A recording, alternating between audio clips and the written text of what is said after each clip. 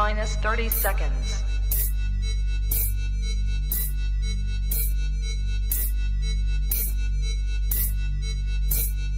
T minus 20 seconds.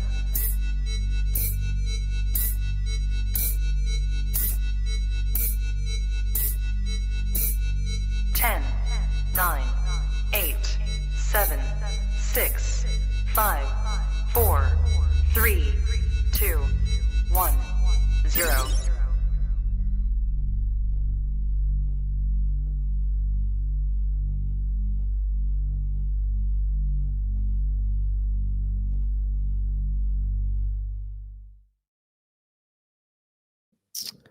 All right, everybody. Thanks for tapping in Sunday night. This is Krista with the Girls Who Love Reptiles podcast on the coolest reptile podcast network in the world, the Trap Talk Reptile Network.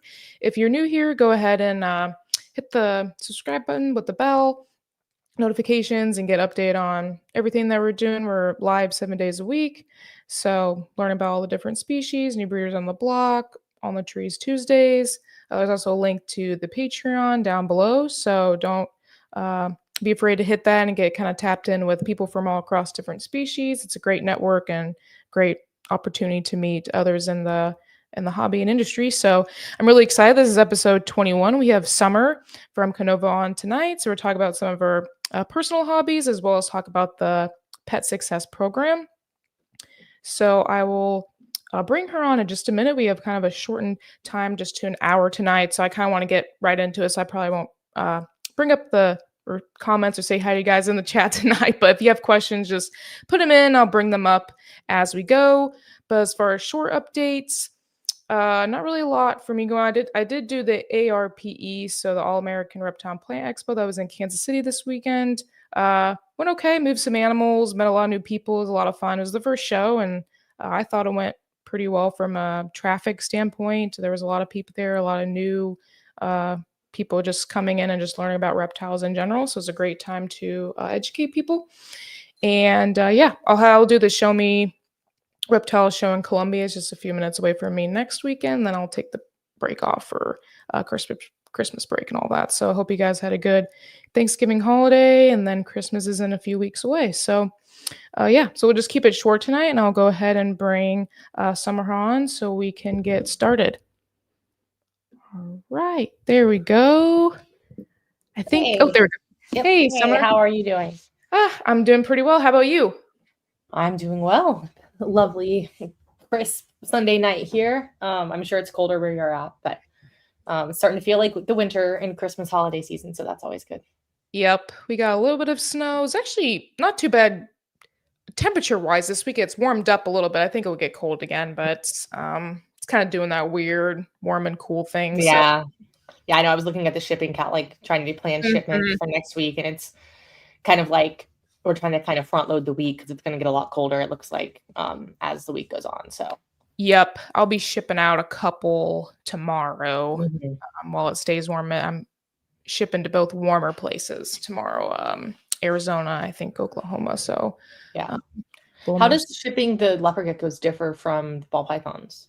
It's the same. Really? Pretty much. The only difficult part is with the babies, especially I prefer to ship them in the smaller boxes, the 8x8x7, because in the bigger ones, they move around. I really have to stuff it well if I'm going to do that. It's okay if somebody buys multiple, I've done, but if they're just buying like one little package, it makes it harder because then you can't put the heat packs in there. So I try to put the phase packs in there just to keep the temperature level. Yeah. They ship very well normally, but that's the only tricky part of it. That's good.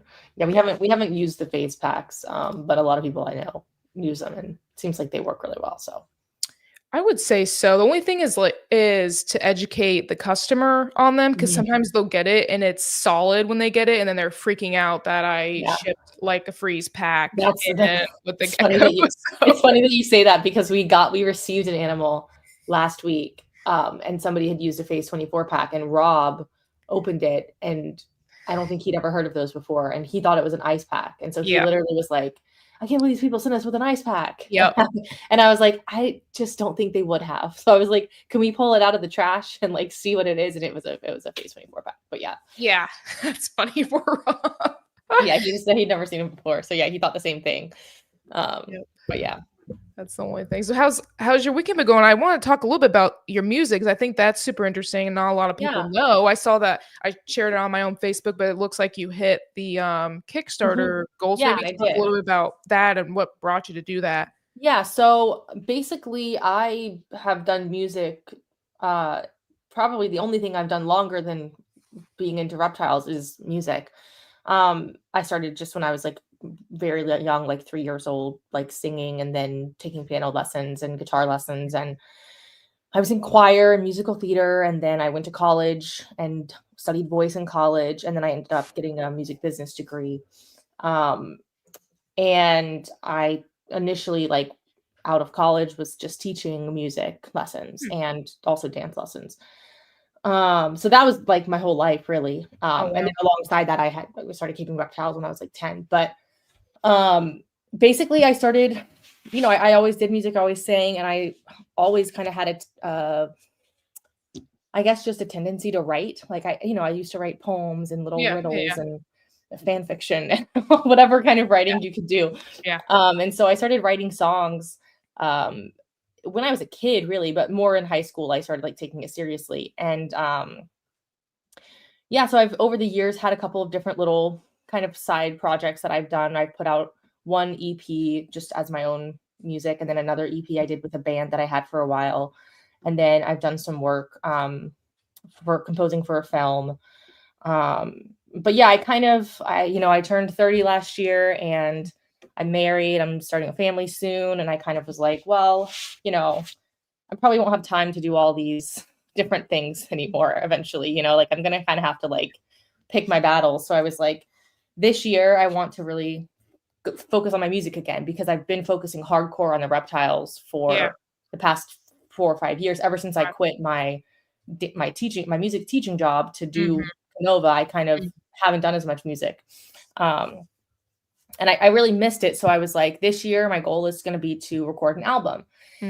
And kind of, in a way, it was like I had, over the course of the past 15 years, like written like 200 songs, and like I've put out like less than 10 of them. So I was like, if I could only pick 10 more, right, that I really want to share these, what would they be? So I thought about that, and I talked to some friends of mine, and they were all excited to kind of get together and record this and make it happen. But unfortunately, I can't not pay my friends for their work. So I recorded one song, just I funded that myself, and then I thought, I really want to do all of these. I don't want to go into debt or like have to like sell my house or something to make it happen. So maybe I can see if I can get it crowdfunded. And so I just took a shot, and I was really, really lucky that I had the support that I did. So any of you guys who supported it, thank you so much. If you saw it and happened to share it or back the campaign or even just open it and look at it, I appreciate that. And yeah, it was successful. So I will be going back into the studio to start working on the rest of the songs next weekend. So I'm really excited about it. Yeah, it's like I said, it's kind of an eclectic group of songs. I mean, the music that I play is broadly, I would say, like soft rock. I was going to ask that. Like, what genre? I listen to. Yeah, it's like. I like a lot of like 70s kind of 70s, 80s, like singer-songwriter or like soft rock type stuff, like Fleetwood Mac or Tom Petty or the Beatles, but I also, I enjoy like more modern pop music. So it's kind of a little blend of all of that. So there's some slow ballads on there, and then there's some kind of like 80s pop inspired things. So it's kind of a spread, but I just wanted to get those songs out there, and I'm really excited to be able to work on them and put them out for real. Cause I have like a little home studio here that I like record demos and things with, but I'm kind of a perfectionist, and I'm very aware of like jack of all trades, master of none. Like I can play multiple instruments, I can record stuff, I can mix it, I can put stuff out on my own, but I'm like hyper aware that somebody else, like, okay, I can play bass if I need to. Yeah. But I'd rather have somebody who like that is their thing. You know what I Yeah. mean? Playing the bass on those tracks, or For sure. same thing for any of the instruments, other than like whatever the main one I'm playing is. I'd rather have like somebody that's like, this is my main thing that I do and I'm really, really good at it, versus me being like, I can make it work. You know what I mean? So, so you yeah, get so a different perspective of it, you know? yeah. And that's the other thing too, is like, I have my ideas and I obviously, you know, like my ideas, but sometimes I have ideas and I don't know how to like best convey them. And then somebody else like can just do it in a second, right? Like they hear it and they're like, oh, this. And I'm like, yes, that's what I was trying to do. Yeah. So it's just great to work with other people and get their input. And sometimes they do things you never would have thought of. Sometimes they do things that you thought were crazy, and then they end up being like the best part of the song. So I have a fun time working on the tracks like that. And especially for me, like just having that separation where I'm not the only one. It's a weird thing because I have OCD. Like, I'm not saying that to be like everybody that says I like legit have OCD. Like, it's documented in some psychological, like clinical diagnoses. And for me, being able to let go and let somebody else like finalize it and not have it be me is really important, because otherwise I'm like it's never going to be finished, because I'll just constantly go back and be, okay, I have to fix this. Okay, I have to fix this. Okay, well, what if I just re-recorded this all together? Never and making it's like progress. it's never ending. So for me, it's really, really important and freeing to have the ability to have somebody else producing it, so that I'm not the one that has to make every single decision, because that's where I get into like analysis paralysis. Yeah, or just general fatigue too. Yeah. And you hear it, general. it's kind of like anything. Like for me, I find the people that are like kind of one-man shows like very impressive, because it's like, wow, you're kind of like a savant, right? Like you can do everything and do it super well. But I don't feel, I always think somebody else could have done it better, if that makes sense. Like other than like maybe writing the song or like singing it. But like I always think, man, if somebody else mixed this, it probably would have sounded better. Or man, if somebody else played this bass part, or if somebody else had done this guitar solo, it probably would have been better. And so I'd rather just let somebody else do some of the things that I know are not my strengths. Right. And I think it makes the work better as well. For sure. Where do you think the inspiration for the songs comes from? Are these life experiences? Yeah, so it's interesting because like it comes from a whole bunch. I mean, it's honestly anything. Like I guess the corny thing to say is just that it comes from feelings, right? Like I could watch a TV show and like get really invested in like a storyline there and be inspired to like write something based on that. Even though I haven't lived that, you kind of can like put yourself in that position and kind of write from that perspective. Or similarly, like something could happen to a friend of mine and I could think, kind of just be emotionally moved by whatever happened to them and kind of put myself in that position. Like, what if that happened to me? What would I feel? How do they feel? And write based on that. Or it is from me and what I'm going through, what I'm feeling. And I think also like, obviously, anytime you're doing anything kind of creative, like your own experiences and your own outlook paints what you do. So even if it's if it's somebody else's story, it's my interpretation of it, right? It's how my brain feels about it. I can't presume to kind of know what anybody else actually feels, but yeah, it's funny how it happens. And yeah, like if like just thinking of the songs that are going to be on the album, I would say that there's one that is complete fiction, one that is like several that are autobiographical, a couple that are like historical fiction in a way, like they're somewhat based on true events, or like they're like the Law and Order SVU version of like, we're not actually talking about real people here, wink wink. So yeah, it's a whole mixture of stuff. And like I said, it just kind of, I think it kind of runs in my family to write, because my grandma is a writer. She doesn't write songs, but she's like writes poetry and articles and Hmm. stuff. And then my granddad was a songwriter. Oh, He very cool. did like country music and stuff in like Hmm. the 60s. And then my mom, she used to like to write. She likes to write poetry. You know, she writes poetry. My sister writes. I think it's just like in our like something in Yeah. our genetics or something. I mean, But it's a gift, I think, too, and yeah, I interesting that think this can be passed yeah, on genetically. I believe that. Yeah. yeah, I mean, I think you like obviously can hone any kind of craft or skill, but I think Right. like some people just are inclined to write things or Hmm. like come up with things. And other Hmm. people aren't so much. And for whatever reason, my family is just like inclined to do that. Oh yeah, my other sister. Yeah, both of my sisters write. So Right. Yeah. It's kind of like animals too. I feel like some people have that sort of mhm, ability to connect with right. living thing, whether it's some people are into plants, of course, but Yeah. animals too. Yeah, and the animals runs in my family too. So it's Yeah. definitely there's some kind it could be nurture. It could be that you're grown up in a environment that Right. people are, behaving a certain way or like Hmm. exposing you to animals or whatever. But I think there's a little bit just like you kind of end up there anyway. Hmm. Do you see any other kind of crossover with the music and the snakes and reptiles? Like, is there skills that cross over, or you kind of put them in their own little To boxes? me, they're so it's so I've never really thought about that.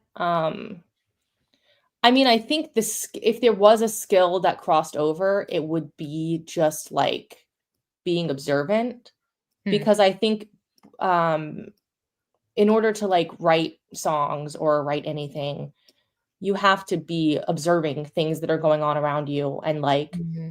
filing them away mentally and like Hmm. mulling them over on some level in order to have some kind of creative output.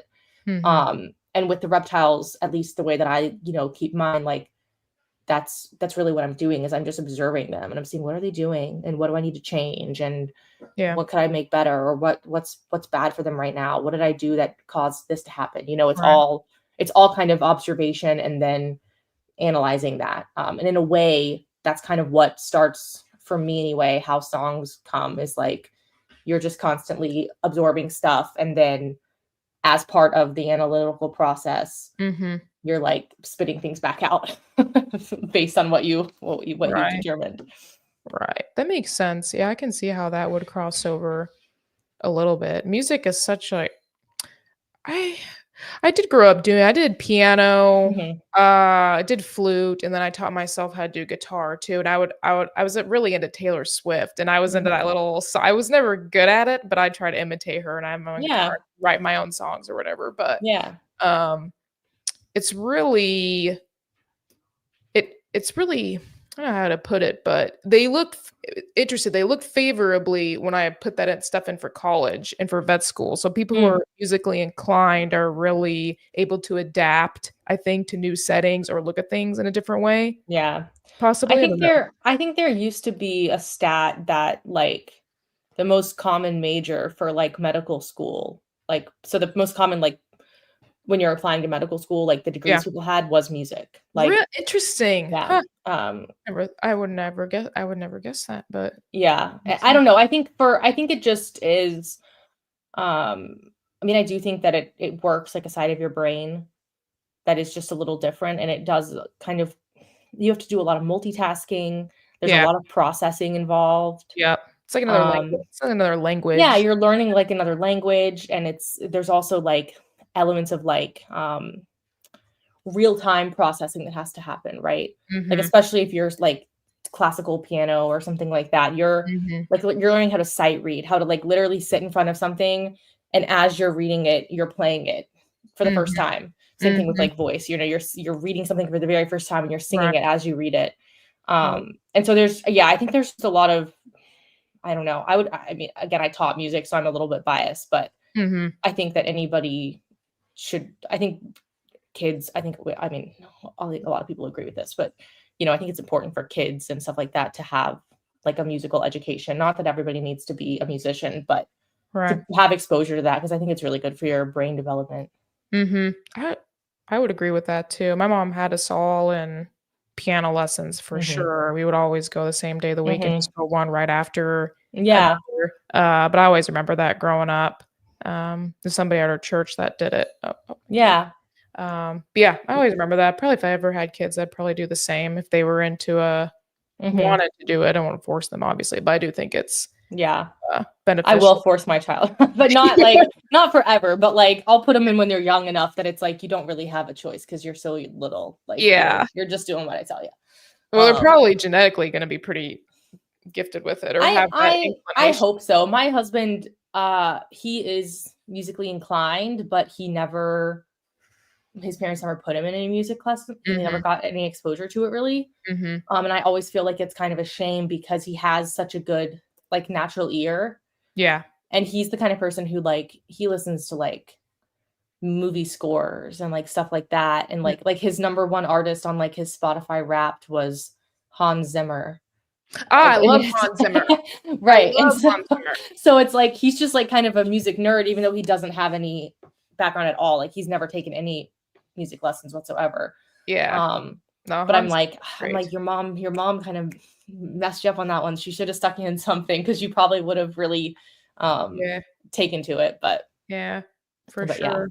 Yeah, I love Hans Zimmer. I think my favorite is probably the Stallion of the Cimarron soundtrack. I mean, that's one of my favorite movies as a kid, but I still listen to those songs today. We actually went and saw him live. I think I saw that on your Facebook, and I was like, I like that, but that's just not my type. I mean, I enjoy that kind of music, but it's not like I'm not just going to listen to a movie soundtrack in the car. Like that's just not my vibe.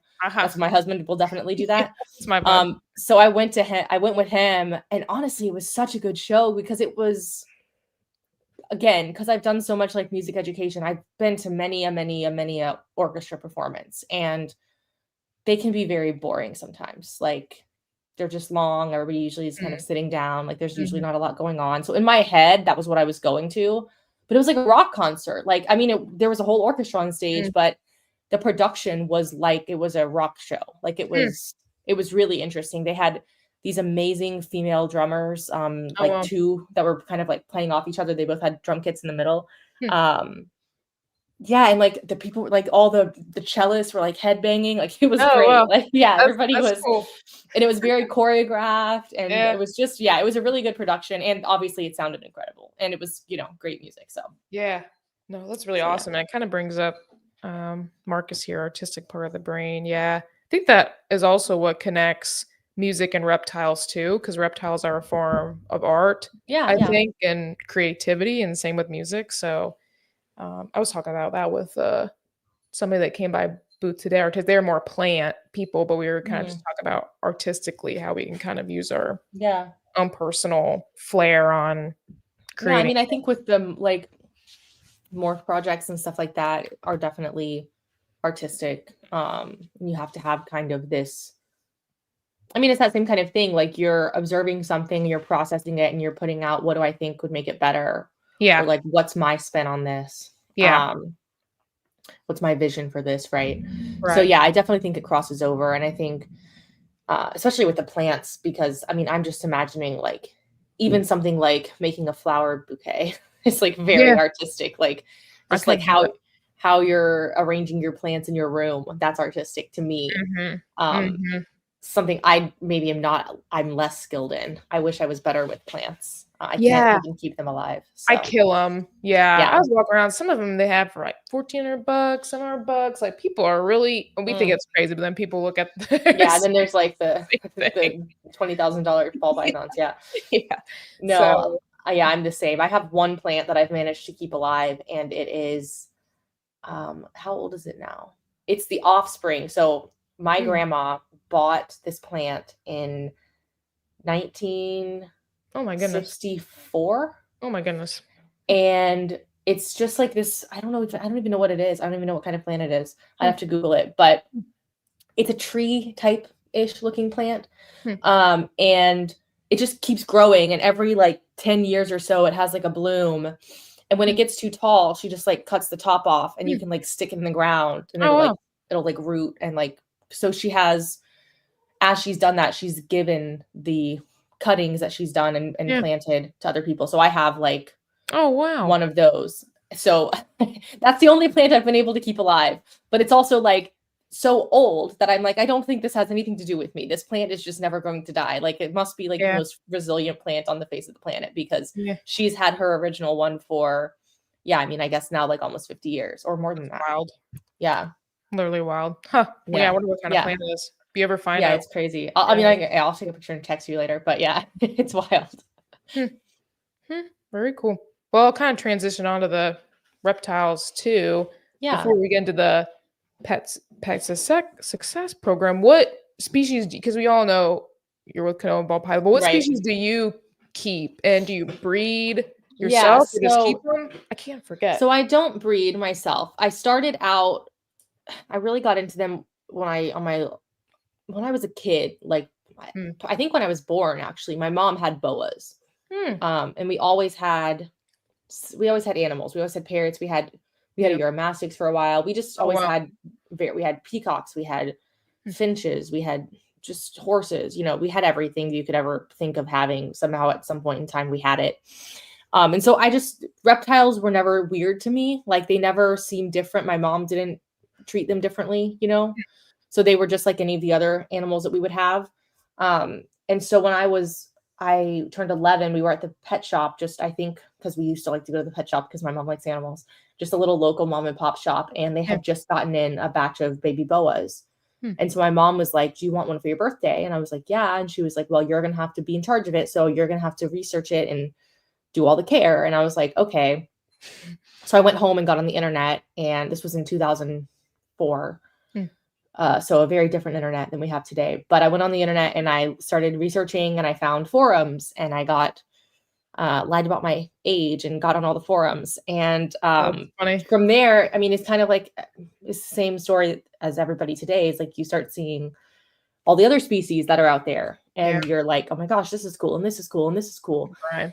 And so I just started collecting then. In my head, as an 11-year-old, I wanted to be a snake breeder or a reptile breeder. At the time, I was really into leopard geckos, and I was into, I had the boas, and those were going to be kind of my things. I mean, in my 11-year-old brain, those were going to be my things. And I had some beardies. I had crested geckos. I had ball pythons. But yeah, my breeding, I think I've told you this on one of the Patreon calls, but my first breeding attempt failed with my leopard geckos. I remember. And that crushed my little 11-year-old spirit. So I kind of gave up on my breeding dreams then. But I still had a bunch of stuff, and I kept it kind of all through high school. But as I got older, my family moved several times. So we kind of like every time we moved, my mom would be like, can we downsize a little bit, Summer? So I would rehome a couple things. And eventually I ended up in college, just having one bearded dragon that I had the whole time. And I still had her up until 2 years ago, maybe. She lived to be like almost 20. Wow. But I always wanted to be, like, in my heart, I was like, I'm going to be a reptile breeder, but it just wasn't in the cards. So when I finally kind of moved out of my parents' house and was back on my own, had like a job and was making my own money, I was kind of like, well, now I can have whatever I want, right? Like my parents, who cares? At the time, I just had the one beardie and I had a king snake. And then I started going to the reptile shows locally. I started getting on the Facebook groups for reptiles now. And I started getting back into it. And I ended up finding that some of the stuff that I wanted to keep when I was younger, but I was too scared to, because, I was 12, 13, 14. If I read online that something was bitey or whatever, that kind of freaked me out as a child. So I'd always thought that like carpet pythons were really pretty, but I had heard that they had bad personalities. And so I'd been scared to get them in the past. But now I was like older, and I was like, it can't be that bad. So I started listening to like the Morelia podcasts and getting all the, like I said, all the Facebook groups, and I got into the carpet pythons. And so that is primarily what I kept or have been keeping. I had several Brettles pythons, rough scale pythons. I had some Papuan carpet pythons. I had I've got 2 retics. I have a couple king snakes. And I still have, so right now I have 6 snakes, but I had more, but after I started working at Kinova, when reptiles became my entire daytime job, I kind of realized that I didn't have any interest in breeding, because I don't know if it's just that itch is getting filled at Kinova, or I don't know. I just kind of realized, you know what? I really like my animals, just keeping them, I just like to have them. I like to watch them. I like to take care of them, but I don't have any interest in breeding. And so I downsized and got because I had originally bought like pairs or trios of everything. Right. And then I was like, I don't need all these. At the current capacity that I'm able to devote to them, I was like, I don't, I'd rather just have like one of all the species I enjoy. Right. And so I rehomed several of them, and now I'm left with like the 6 that I have. So it's mostly just like I said, I've got a rough scale python, a Bredl's python, 2 retics, super dwarfs, and 2 king snakes. Okay. Is there a favorite species out of those, or? Yeah, for me, it's the rough scale pythons. Okay. I don't even know what that is. I'm gonna have to look. Yeah, so they're basically, I actually have a whole video about them on YouTube that I made a couple years ago on my old like personal channel that I started a while back. But they are an Australian python. They're in the Morelia genus, so the same kind of family as carpet pythons, but and also green tree pythons. But they're in a very isolated location. It's like the northwest region of Australia, and it's basically you can only get there by helicopter. Oh wow! And so it's like super, like nobody lives there. It's very remote, and they've been isolated there for however long, very very many years. Yeah, and because of that, they've kind of developed to be pretty distinct from the other species. They have the longest teeth of any python species. They're the only python species with keeled scales, so like hence rough scaled, like a rattlesnake. They have keeled scales. And I think they're most genetically similar to green tree python, but they're still very different. They look more like a carpet python, but kind of with a green tree python body shape, but they are brown and tan. And to me, they're just fascinating. They have these bright silvery blue kind of eyes, and I just think the story of them is so cool. They weren't discovered until within the past century. Like they were discovered in the 20th century, and they didn't get any in captivity until the 90s. And when they did, they had to have, it was like Mark O'Shea, they had to go and basically do an entire expedition again, fly by helicopter and try to find some of these snakes. And they did. They got, I think, 8, and they brought them into captivity. And so everything we have in captivity is from those, like, I think it's 8 original animals. Okay. So to me, they're just a really cool species. I don't know why, they just kind of, I'm drawn to them. And then I do love the Bredl's pythons as well. I just think they just have good personalities to me. They're very curious and personable in the sense that they're kind of interested in what you're doing. If you open up their cage, or even if you just walk in the room, even though they're like kind of asleep during the day, they wake up and they kind of start looking around and like looking at you and seeing what's happening. Smart. Yeah, they're smart. And but they're also like chill. Like you can like open the cage and like reach in and like clean it or do the water dish or whatever you need to do, and they kind of come and investigate it, but they're not like crazy, like defensive or anything. Like they don't really mind. They're just kind of like, oh, what's happening now? So I like their personalities. I think they're pretty. It's kind of one of those weird things, like why do we like the species we like? I don't know, but they just kind of were it for me. Those 2, and then I do have the 2 super dwarfs, and I do enjoy those. But the super dwarfs to me are like needy a little bit. I've heard like, of that. Yeah. They're just like, I know that sounds weird to say, but they're just kind of like emotionally needy. Like they need human interaction. They like need a lot of stimulation. They need to be like let out for exercise. They're constantly moving around the cage.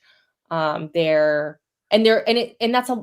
can be very fun, but it also like makes me feel guilty. Like if I'm not able to, spend time in the snake room or spend time letting them out to like climb around on something, I feel bad that they're in there because I know they kind of want to get out and like do stuff. Whereas like the rough scale and the Brettles, they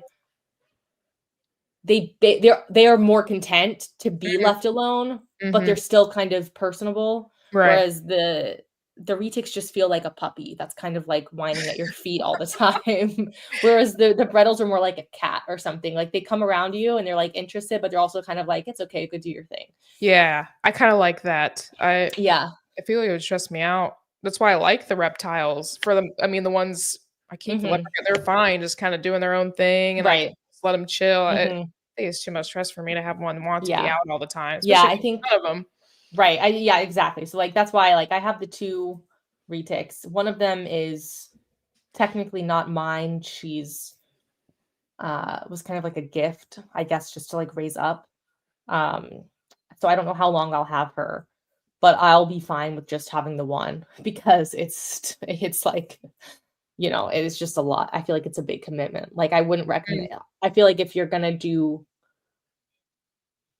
the retics, then bravo, because it's a lot of, at least for me anyway, it's a lot. As you said, I feel like pressured to like spend time with the snake. And I'm like, it's kind of why I wanted a snake, was that I didn't have to do all this. So not for me, but some people like that. It's kind of like talked about with another breeder before, but it's like the dog breed analogy. You either get husky or whatever if you're really active, or you stick with a whatever it is, Great Dane or something that's just happy on the couch. Same thing. Yeah, for sure. So yeah, we'll kind of transition a little bit with the last part talking about the success program, because I find that really interesting. Because when we think, I'll speak for a lot of people, but too, when we think of Kinova, I think of the best of the best, really high investment quality stuff. So when I first saw the pet success, it was a little bit, I want to say confusing, but interesting that putting focus on the pet market, because I guess I didn't realize that you guys were wanting to focus on that market. I mean, of course, like misses with the high investment stuff for pets, but kind of talk about what it is and the thought process of doing that. So the reality is that even though our brand, our kind of reputation is the high-end designer, like cutting edge stuff, the reality is that we can't, unlike a typical company that produces like luxury items or whatever, we cannot avoid also producing mid-range and lower range items as well. Like there's just no getting around it. Like we do produce these animals and there's nothing we can do to stop it. And so we want to be able to, and we do sell those animals directly to consumer. We do wholesale if we need to when the opportunity arises, but we would always prefer not to have to wholesale. We prefer to retail the animals and know where they're ending up and have a direct relationship with the customer.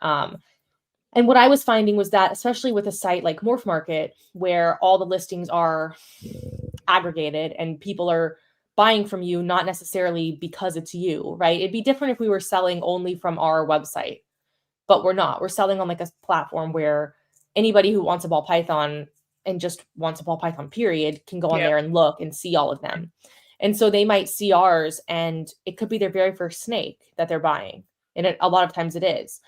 And I was finding, as I started doing all of these sales, that the most difficult customer, and it's not to say that I say this not in a negative way, but just in a reality way, the most difficult customers were often the pet customers.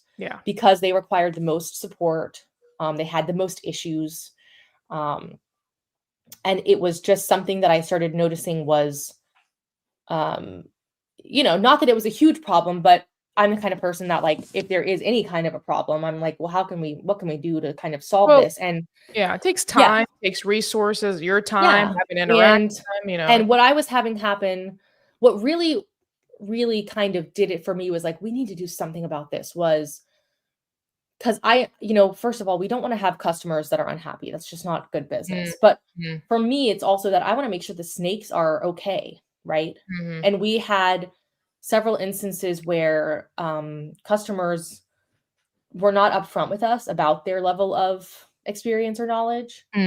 And the snakes, in some cases, died because they didn't reach out to us for help until it was too late.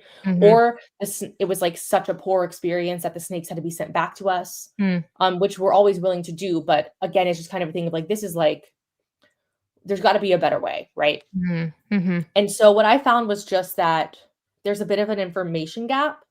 Most of the information that we give is for the breeder, for the breeding side of things. Like if you go on you're on our Patreon, like it's all breeder focused, about your business, about projects, about morphs, very high level stuff. And we weren't catering at all to this other group of people that we are selling to, because we have to, because we have these animals that are in that price range.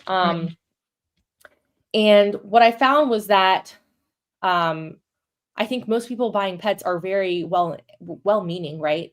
And they want the pets to do well, obviously. But there's not a lot of information out there about snakes, right? Like, I mean, there is, but it's like you Google ball python care sheet and it just tells you like basic stuff, like keep them at 90 degrees and give them a hide in a water bowl. Like it's not really telling you how to troubleshoot all of these issues that we have learned over time how to troubleshoot. Things like how to help them switch over to frozen thawed, or how to how to help them transition after they ship. Because what I found was that the number one kind of disconnect is that people's expectations for the snakes didn't match the reality of the animal. And so I think, when people want a pet of any kind, unless you're like us, who were like, we kind of wanted a reptile so we could just let it sit there. But for most families that are getting a pet, they want to buy a snake. They want it to, they expect that it's going to do certain things. They expect typically that they're going to be able to see it, that it's going to be out in their cage. It's not going to be hiding all the time. They expect that they're going to be able to handle it and that it's not going to strike at them. They expect that it's going to eat the food that the pet store sells them. So like a frozen thawed mouse or rat. And unfortunately, for the most part, we're feeding live, and with the size of operation that we have, it's hard for us we have to feed live to the whole collection. They're getting an animal that has typically not been handled that much other than to be maintenanced. And they're getting an animal that has not been acclimated to living in a larger enclosure. So it's more likely going to be very stressed out by going from a 6-quart tub to suddenly being put in a 20-gallon tank with 2 hides in a water bowl and maybe 1 little fake plant. Like that's going to be a big change for them. And I think we all know that when ball pythons get stressed, they go off feed, or they can start to have defensive behaviors, like the things that these people that are going to get these new pets that's really going to freak them out. They don't understand that snakes can go a while without eating. You know what I mean? Like that's not a normal pet thing. Normally pets eat often. So if a snake skips a meal, it's a big deal to them. And so I was just having a lot of issues, kind of level setting. And I thought, well, how can we better set up the animals for success from the beginning? What can we do here that will help them be more successful when they get into that pet home where they're in a bigger cage, where there's kids running around, where they're getting handled all the time, where they're going to be potentially try to be fed frozen thawed? What can we do here to help? And so, we can't change how we're keeping all 500 of our babies. Like it has to be the way it is. But I thought, well, we can change what we're doing with some of the animals that we know are going to be going to pet homes. So if somebody inquires about a pet animal, about purchasing a pet ball python, then we can offer them, we have space in our facility to offer kind of a transitional service that will help bridge the gap between what they're experiencing at our facility and what they would be experiencing at a pet home, because whatever we can do to reduce the kind of drasticness of that change is going to help the snake be less stressed out, and that's going to reduce issues for the owner. So that was really kind of where it came from. And through that, I started talking to my friend Lori Torini, who is an animal behaviorist, and she works with a whole bunch of different species. But she has done a lot with ball pythons, observing their behavior. I think she's got like close to 40 now that she's been studying for a few years. Some she's bought from Kinova as babies. Others she's gotten as adults. She's kind of gotten them from all over the place. And I started asking her, like, what could we do? And I thought back to when she bought a snake from us. She's bought two from us. One she picked out based purely on the way it looked. She said, I like this snake. I like the way it looks, and I want to buy it. And that's what that's what 99% of the people that buy snakes, whether they're a pet person or a breeder, do. I mean, the breeders are looking at the genetics too, but I mean, the pet people, especially, it's like, oh, this one's cute and it's in my price range. Yeah. And that's it. And so that's what she did. And then she also had another snake that she picked out based on how it was acting. So she had me put basically a whole clutch of snakes out on one of our carts with a bunch of different stuff on the cart, that happened to be there, whatever tools we had out at the time. And I just filmed it for her, and she watched what they were doing. And as the snakes were moving around, they're trying to crawl off the table and stuff. So I'm like kind of picking them up and moving them back and stuff like that. And she picked out one that she said, well, this one stood out to me because it was the most curious. It approached all those objects, didn't show any signs of fear. When you picked it up and put it back down, it didn't ball up. It didn't change what it was doing. It just kept doing what it was doing before. Whereas some of the other snakes that were on the table were just sitting there kind of frozen in the same position, or some of them might have been like defensive looking, like essed up, like they might strike. And so that snake, so she got the two different snakes. The snake that was purely based on appearance. Right. It took her 6 weeks to get it to eat. And she's had it for like 2 years now. And she says she maybe sees it like once every 2 months. Like it's never out. Like it's just always hiding. Right. The other snake ate frozen thawed the day she got it. Wow. And it's always out when it's kind of like those like I was talking about the Brettles python, right? Python. When she reaches into the cage, it like kind of comes out and is like, hey, what's up? Like she sees it during the day, even like it'll come out and bask. And it's just been a better, for what I think most pet people would want. Yeah. A better animal, just in terms of the way that it behaves. So I decided that, along with her help, like I want to find a way to offer that experience, like what we did for her, where we found a snake that had the behavior, like the inherent temperament traits that were going to match what she was looking for. Yeah. And so we came up with a temperament test that we can do that has it's essentially based on the same thing, but there's actually just like a guideline, like 20 different items that you're looking for, like behaviors that you're observing for. And you kind of just mark down how often they happen, and that gives them like a score at the end. So you can better compare. But it's also really easy to see. Like I just did this on Friday with like 12 different ball pythons, and most ball pythons are by nature, and we all know this, they're shy. They don't move around a lot. They tend to sit in the same spot. Their default kind of fear reaction is to freeze and hide, right? They freeze and they ball up. That's their default. Now, some of them, not so that's most. There's of course exceptions, right? Like behavior psychology is a spectrum, right? So most of them are like that. Some of them will get defensive and strike and lash out, right? Others are, again, like this one that we found for her, that are more outgoing, more curious, less fearful, less reactive. They're more proactive. They go try new things versus being afraid of doing new things. And so that isn't the norm for ball pythons. Like that's not the majority of them, but there are individuals that are like that. And so what I'm going to be doing is finding those individuals and highlighting them on the website, and also recommending those as pets Cool. to pet people that inquire. Yeah. To try to set them up with an animal that is more likely to meet their desires. I think there's always the chance that, if you get a regular run-of-the-mill ball python, you'll probably have a fine experience. But if you want it to be something that is going to be more adaptable, more resilient to stress, more easy to, like, less averse to humans, it's going to be better for not just a snake, because a snake that has those characteristics is going to feel more comfortable and confident when they're getting put in a pet home where there's a lot of commotion, where they're in a bigger cage, where there's lights going on and off, where there's all this other stimuli, versus an animal that's generally more shy. That's going to be a more stressful experience for them. So it's also for the snakes, because I think that the snakes will be happier and less stressed out if they're in a situation that matches their kind of baseline temperament better.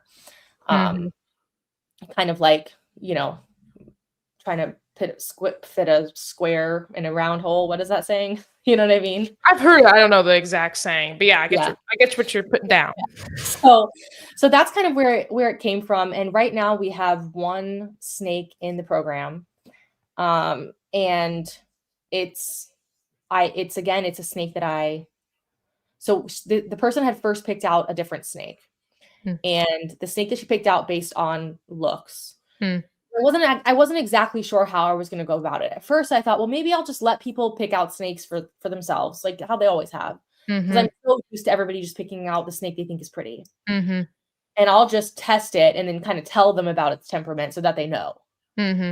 Well, this person picked out a snake, and I thought it'd be fine, because I thought, okay, it'll be like a regular run-of-the-mill kind of shy, but just relatively ball python, not anything crazy. And she wanted it to make sure that it was going to be handleable, because she has a toddler, and she also wanted it to eat frozen thawed. And so those are the kind of things I'm thinking about as I'm starting to work with the snake. I put it into like a transitional enclosure, and this snake was the other end of the spectrum, where it was extremely fearful of humans. Like, oh wow, like I put it on my hand, and it's just like tensed, like it was like not happy to be touched by me at all. Strikes at me. I tried for weeks to switch it over to pre-killed. It would not switch over whatsoever. And so I eventually told her, I was like, hey, I think this snake that you picked out, here's where we're at with it. I'm happy to keep working with it. If you just want it as it is, I'm happy to send it. Or I'm happy to go and see if I can find you a better snake that has a better temperament, that's going to be a better fit for what you're looking for. And so she went with that. And so I went and I tested a bunch of snakes that we had just randomly, not based on anything other than I was kind of going based on age, just because I think the younger they are, the less like set in their ways they are. So it'll be easier to switch over to. So I just went through the past like 2 months of babies we'd hatched, and I just started picking out random snakes that were in her price range. And I did the temperament testing with her, and I found one that just totally stood out to me. I found a couple that I thought, okay, these would probably be fine too. And I sent them to her as options, and she wanted the one that I also thought was kind of the standout based on how they were acting. And the snake took pre-killed the first time we tried. It's been doing great. So like, it's amazing how so far it's one to the other. Yeah, right. So the one that I didn't test at all, and I just picked randomly, or she picked randomly, completely flopped. But the one that we actually did the temperament testing on first and picked based on that has so far knocked it out of the park in terms of behaving in a way that I think is going to be beneficial and help it transition better and help her have more success with it down the line. Because, and what's crazy to me though, is as I'm doing this, like, normally we wouldn't have done any of that. We would have sent her that original snake without ever even really looking at it. We would have just picked it up and put it in the box and shipped it to her. And then what would she have gotten? An animal that bad experience. A bad experience. Yeah. And so, I mean, that's kind of why I'm doing this, is just because I think it's really, really important to me that this industry continues to just not only just exist, but grow. And the only way it grows is if the pet market grows. Yeah. The more people that have ball pythons and have good experiences with ball pythons, the more other people are going to start to get ball pythons, because they're going to know their friend Susie down the street has a ball python and they love it. So then Gerald's going to get a ball python. I don't know, all these weird kid names. Yeah. But and I just think that because we are selling so many of these animals, there is this big market out there that we aren't catering to, right? We are just, like you're saying, we're focused on marketing to this kind of high-end designer stuff, which is, you know, Justin's passion, and that's what has fueled the business for a long time. But we have to sell pet snakes, and we need to sell pet snakes because we need pet people to continue to build the industry and make it sustainable for the future. And so I just think that doing what we can to try to reach those people and think about how we can better serve them and also serve our own animals, because, you know, there's a lot of people that do have ball pythons as pets that get, like, they're the most popular pet snake, which also means they're the most, like, relinquished pet snake, right? They're in rescues and things like that. And so I just think the more that we can do to make sure that the common people that get them, that aren't these, you know, the weird nerds that we all are, where we're all sitting here talking about ball pythons on a Sunday night. The more that we can reach those people, the better it's going to be for the industry as a whole. So that's kind of where my heart is with that. Yeah, no, I fully believe that. I've been talking to some friends too on how most of the market buyers are your pets. And I mean, it is a pyramid we've talked about before, not so much a scheme, but as far as number wise, it is. And as you go higher and higher, the number of people that are investing those higher end projects is not a lot, right? No, I mean, there's only so many people that are going to buy, you know, your $20,000 investment pythons. There's just not, you know, there's a limited number of people that are ball python breeders, but there's kind of an infinite number of people that could be potentially ball python pet owners. Most people could have a pet ball python in their house, right? If they wanted one. And so, yeah, I think that's going to be, I mean, I think it is already the future of the industry, but I think more and more people are going to see that. For sure. Yeah. Well, we're coming up to an hour, and I feel pretty accomplished being able to talk about what I want to talk about. Yeah. I definitely, in the future, have you on again, talk about the program and how it's, because it sounds like it's just in the infancy. Yeah, it's just getting started. So I'm really excited to I definitely want to follow up after we've had some animals like kind of complete the program, because you know what I want to see is, I'm glad the snake is doing well with us here and doing kind of what I expect, but I want to see how it does when I send it to her. Well, you know what I mean? It'll be interesting with it. To see. I mean, I know it's probably more of a hassle, but you can practice shipping it or whatever, putting it in a box or something, and then seeing how that could be another maybe. But just desensitizing it to different things. I mean, and that's why we're putting them in the larger cages, is because you know, we're getting them exposed to not always being in a hide, right? Because like when they're in the racks, they're kind of always in a hide, right? We're getting them exposed to, like, okay, you have hides, you can go into these hides, but you also can come out and get your water, you can come out and bask on the ledge or whatever, you've got something to climb on, like get them exposed to different textures, different stuff like that, because really it's not, I mean, I know people, and I'm totally aware, people can laugh at me all they want, but scientifically their brains are not that different from human. I mean, they're obviously different than humans, but like they have the same basic functions. They're vertebrates, you know what I mean? They have the ability to learn. They have the ability to like have responses to things emotionally. They have all the same like neurochemical stuff happening in their brain that we do. For sure. They have dopamine, they have serotonin, they have cortisol. And so, I mean, it's kind of like when I got my puppy, the idea was like try to expose them and have them experience as much stuff as possible in a positive way, so that it's doesn't freak them out later in life, right? They kind of they get that little stressor early on, they realize it's not a threat, and then they are okay with it down the line. And so that's kind of what we're trying to do with the enclosure, like putting them in an enclosure at our facility, is just get them exposed to that setting, so that when they go to a similar setting at the person's house, it's not the first time they've ever done it, and it's not totally foreign to them. No, it makes total sense. As a vet, when I see a lot of anxiety cases, it's often due to animals that weren't properly Yeah, socialize, or socialized. Yeah. they have Yeah. no history of socialization, then that Mhm.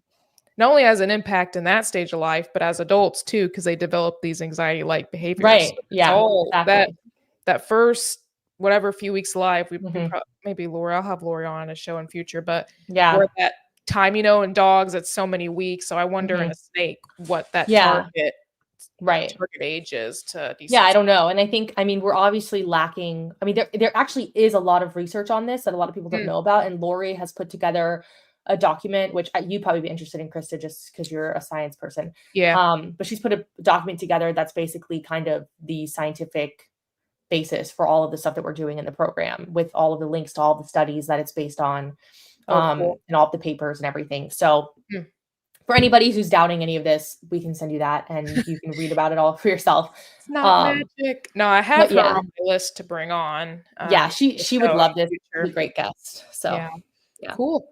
Awesome. Well, won't keep you any longer. I really appreciate your time, and I'll have you back a few months. Just hit me up when you've gotten a Yeah, few I'll definitely let you stories, know. and we'll kind of do a Awesome. follow up and see how it's going. So appreciate your time, and get Thanks. some rest, and I'll Yeah. see you on the Zoom calls. Okay. Thanks. Have a great day, Krista. I appreciate you having me. Yep. Bye. All right. So awesome episode. Had to keep it kind of compact, but excited to have Summer on again, and we'll kind of go through, uh, kind of follow up with the pet success program and see how successful it's been with people getting pet snakes, and I don't know, may incorporate some of that into my own kind of pet stuff with having these snakes interact with different things. I already do different hides, and I rotate those in to get them used to that, but maybe even doing bigger enclosures depending on the space and stuff. So really appreciate you guys tagging on for the episode. Next week we'll have Heidi from Xenogecko MORPH, so leopard gecko breeder on. Really excited about that because that's one of my little passions. And then we'll follow up with the year. I'll have a solo episode of what I kind of learned about my first year breeding ball pythons and some kind of interpersonal growth that I've kind of went through in the past year as well. So with that, I hope you all have a great week. If you have any questions or anything or concerns, don't be afraid to reach out on Instagram, and have a great Sunday night.